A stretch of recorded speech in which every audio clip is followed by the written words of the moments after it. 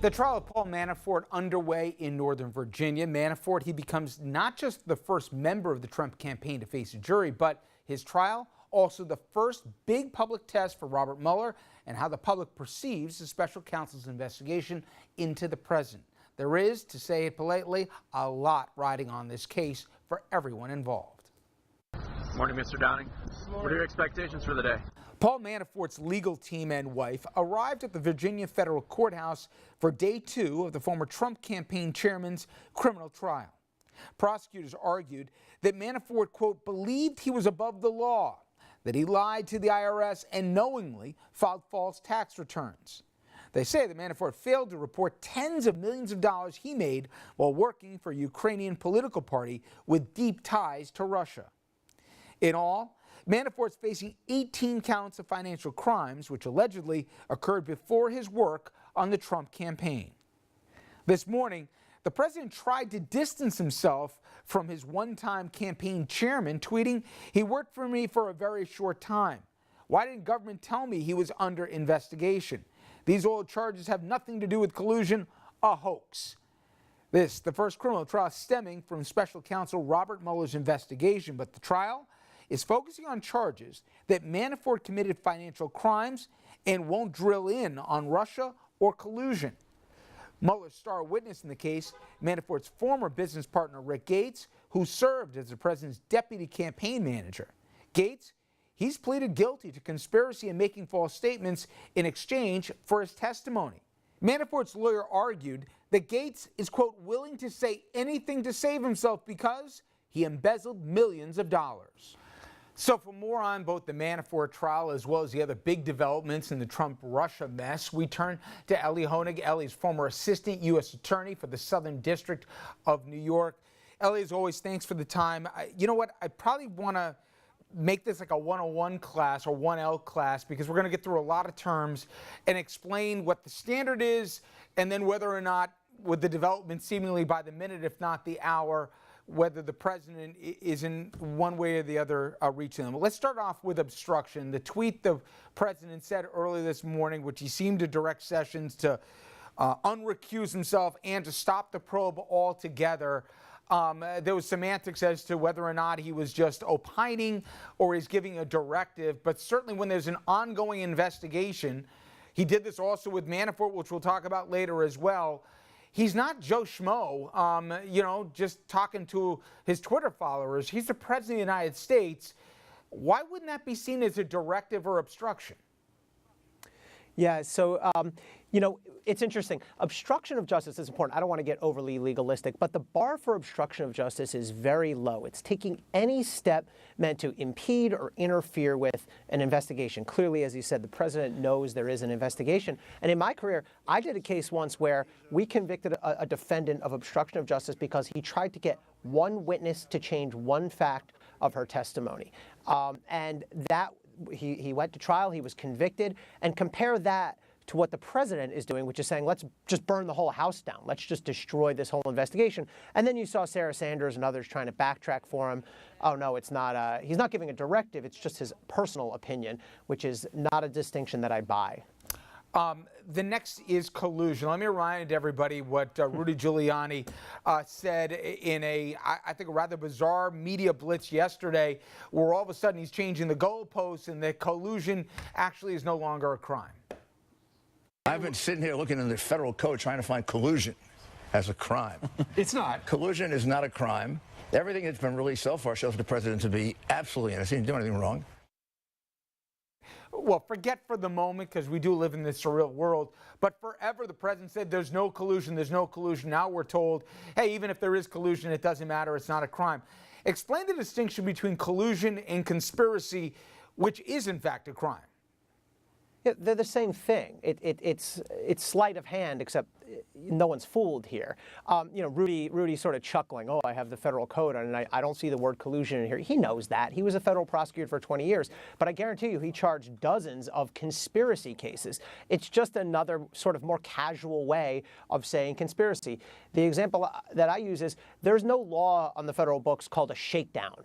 But there is a law for extortion. It's just a synonym that we use, a more casual synonym. So it's a sneaky technique that the president and Giuliani are using here. And as you said, Richard, they are moving the goalposts. You know, you can see the defense evolving from no collusion to, well, even if there is collusion, not a crime. And Giuliani sort of defensively argued the other day, well, I can argue both. I can argue he didn't do it, but if he did, it's not a crime.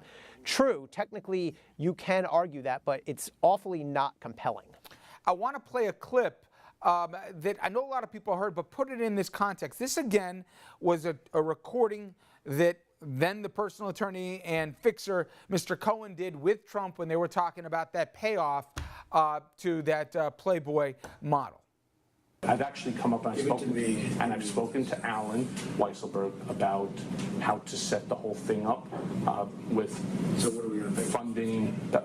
Yes, and it's all the stuff, because you never know where that company, you never know where he's going to be. Gets hit by it. Correct. So I'm all over that, and I spoke to Alan about it when it comes time for the financing, which will be. Listen, what financing? We'll have to pay. So Double pay for cash. no.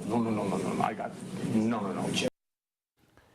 So, Ellie, it seems as if, and it's always dangerous to read tea leaves, but there has been a ramped up anxiety among Team Trump or the inner circle in the last few days. And there's a few different theories as to why. Certainly, with what's going on with some of the released audio tapes, now the Manafort trial that we'll get into, but then also this growing concern that all these tangential players that knew some of the financials of the president, there could be a pathway now to get some of that math and some of those numbers up on the table, which obviously without the release of the tax returns are just innuendo at this point. What do you think is driving all the tension coming out seemingly through both the tweet storm and through surrogates from the president?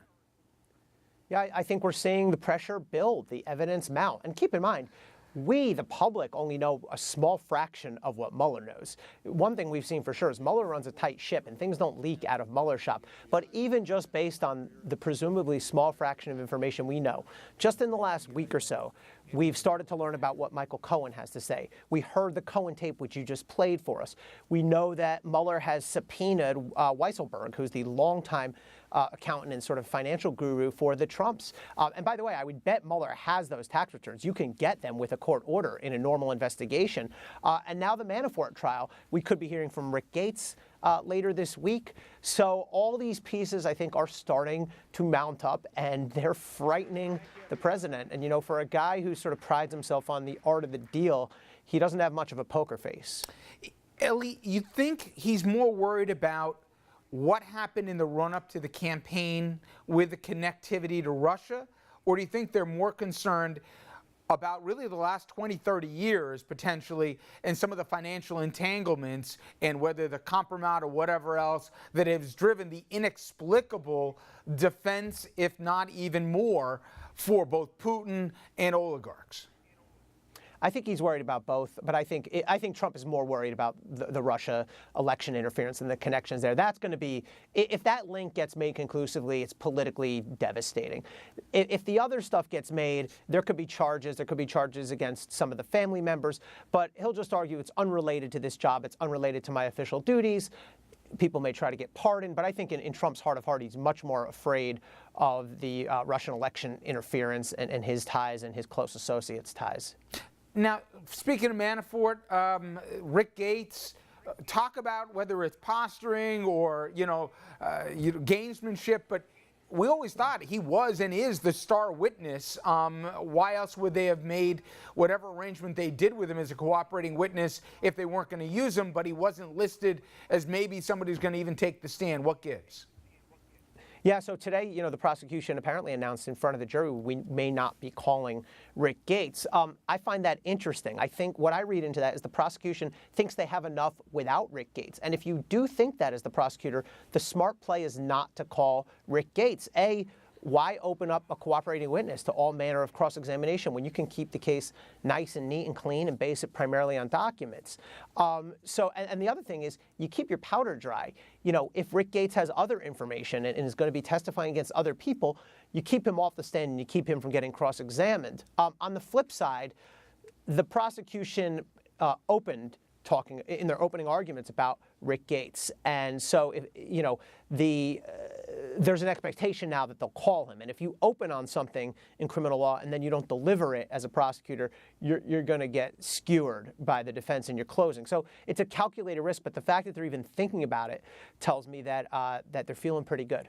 And we have a strong hand.